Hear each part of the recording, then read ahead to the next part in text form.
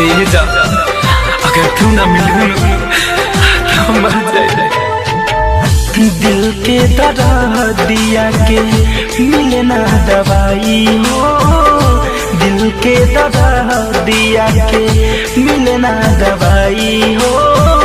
बनवले शराब जवान, बनवले शराब जवान कहवा भेटाई हो। दिल के दर्द दिया के मिले ना दवाई हो, दिल के दर्द दिया के मिले ना दवाई हो, दिल के दर्द दिया।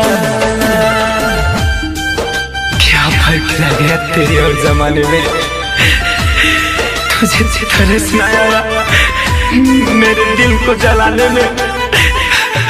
आज टूट कर बिखर गया हूँ मैं कुछ इस तरह कि अब ढूंढता हूँ तुझे हर शराब के पैमाने में। ओहो मोहब्बत में खैले होई धोखा, एही से चीज एगो बनवले अनोखा। ओहो मोहब्बत में खैले होई धोखा, एही से चीज एगो बनवले अनोखा।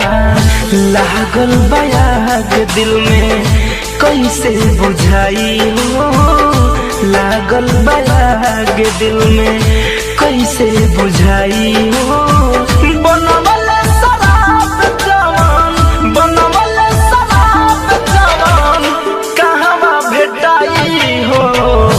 दिल के दर्द दिया के मिले ना दवाई हो, दिल के दर्द दिया के मिले ना दवाई हो, दिल के दर्द दिया।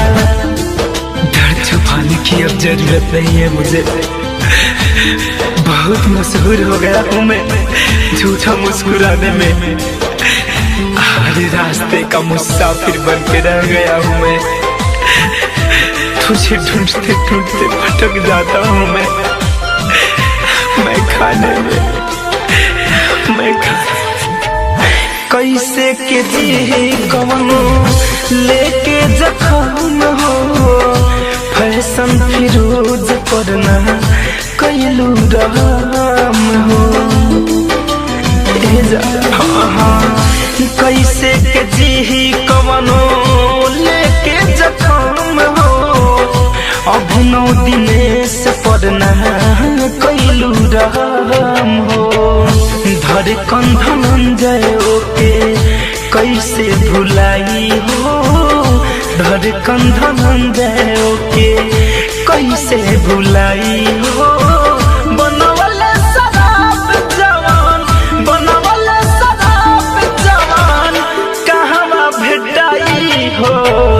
दिल के दर्द दिया के मिले ना दवाई हो, दिल के दर्द दिया के मिले ना दवाई हो, दिल के दर्द दिया।